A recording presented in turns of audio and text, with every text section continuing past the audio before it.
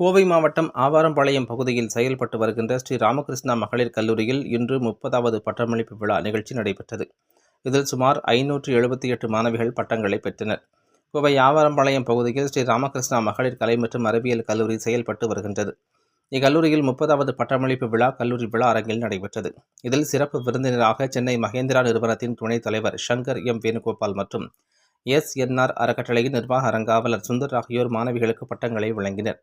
தொடர்ந்து பல்கலைக்கழக அளவில் 9 மதிப்பெண்களை பெற்ற மாணவிகள் உட்பட இளநிலை மற்றும் முதுநிலை பாடப்பிரிவுகளில் பட்டங்களை பெற்ற 578 மாணவிகள் பட்டங்களை பெற்றனர்.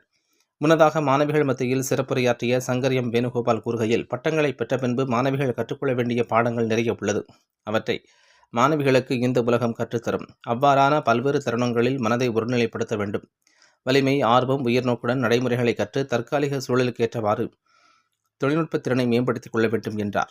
இந்த நிகழ்ச்சியில் கல்லூரியின் முதல்வர் முனைவர் சித்ரா மற்றும் மாணவிகளின் பெற்றோர்கள் என பலரும் கலந்து கொண்டனர் என்பது குறிப்பிடத்தக்கது.